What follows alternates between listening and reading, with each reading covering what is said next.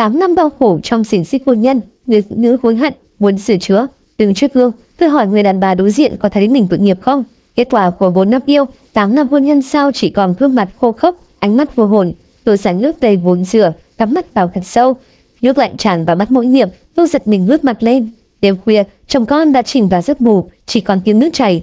Tôi giờ chậm chậm, mò mẫm từng vết sạm trên khuôn mặt. Tôi trông già hơn tuổi 36 rất nhiều. Tôi rửa mặt thật kỹ, bố trà sát đến đỏ ra nhưng gương mặt không vậy, trông thật tẻ nhạt, thiếu sức sống. Và tự hỏi cô gái tuổi đến như căng tràn nhựa sống và lắm mộng mơ đã biến đâu mất rồi.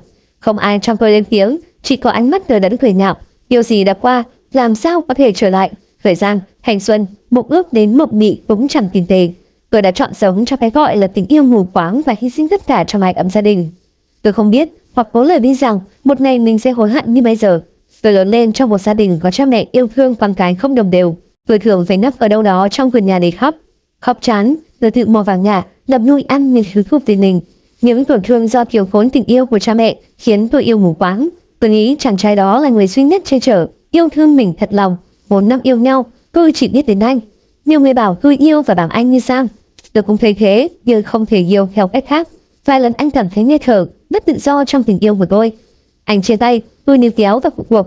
Anh cưới tôi có vẻ do thương hại nhiều hơn. Anh nghĩ tôi không thể sống khi không có anh. Để rồi ở tận đáy cô đơn trong hôn nhân, tôi mới hiểu về khổ là người yêu nhiều hơn.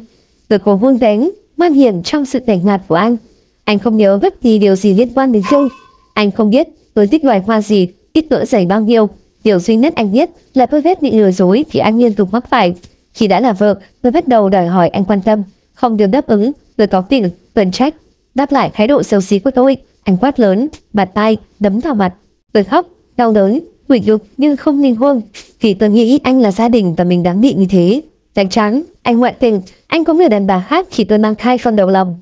Tôi phát hiện, anh xin lỗi, chúng tôi diệt tiếp bộ phim gia đình hạnh phúc. Anh vô cảm, toàn vô trầm cảm. Tôi cố gắng dành hết sự quan tâm cho con để khỏi lớp cô đơn. Hồi nay, tôi ngồi xem lại ảnh của đôi mươi. Bao ký ức tươi đẹp, tự do, hoài bão tình thế. Tôi đã làm gì đến thanh xuân của mình?